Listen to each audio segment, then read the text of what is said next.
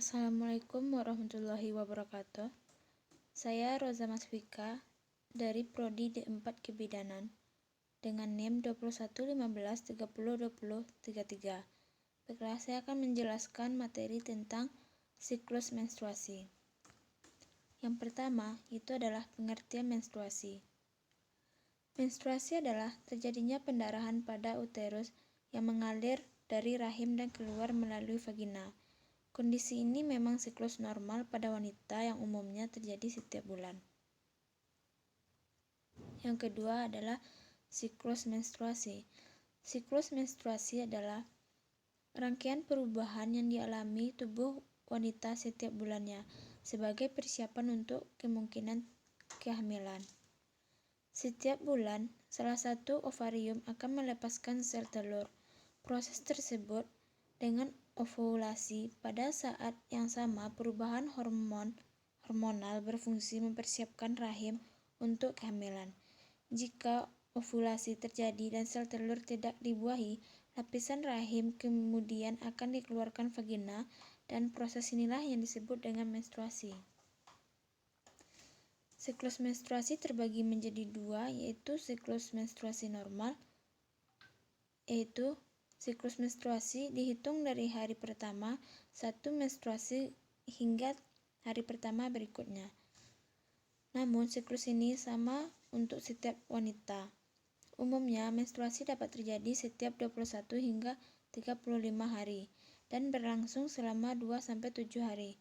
Siklus menstruasi teratur ditandai dengan durasi yang sama setiap bulannya.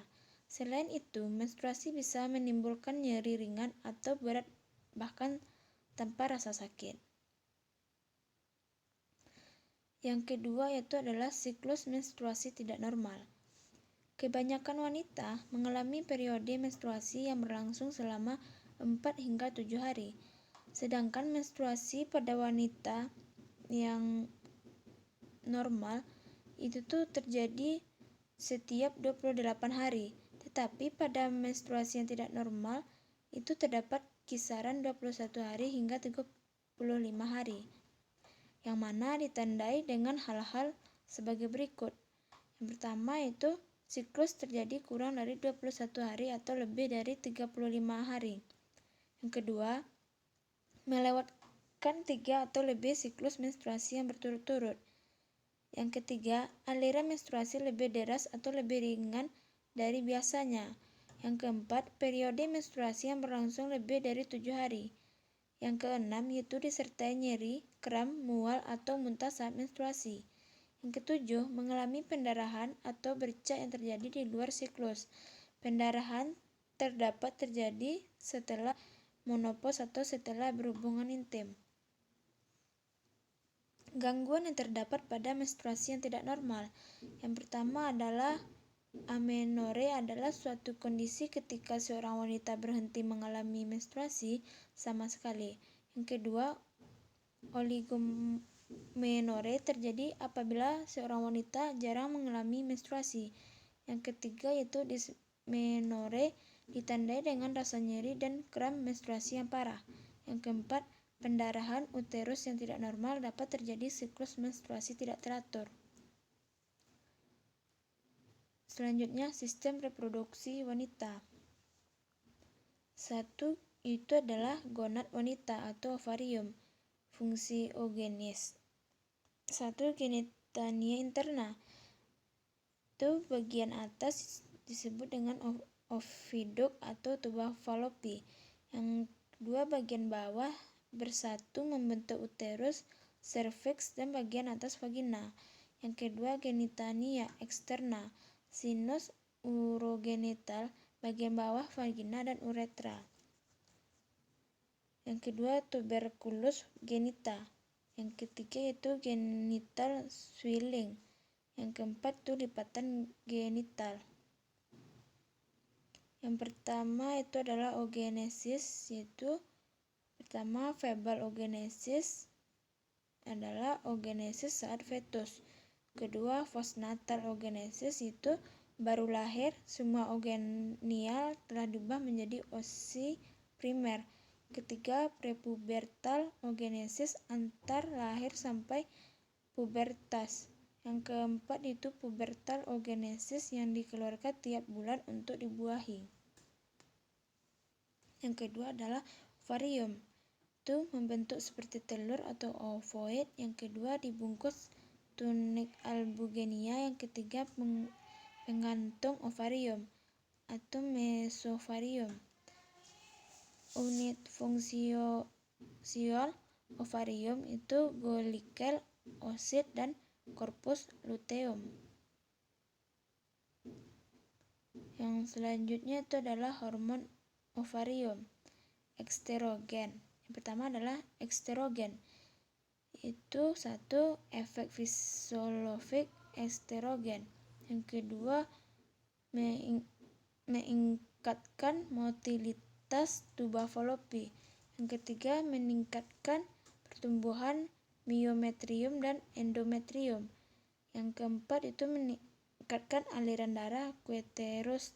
Dan yang kelima, mempertahankan tebal mukosa vagina dan keasaman. Yang keenam itu merangsang sekresi mukus cervix uteri.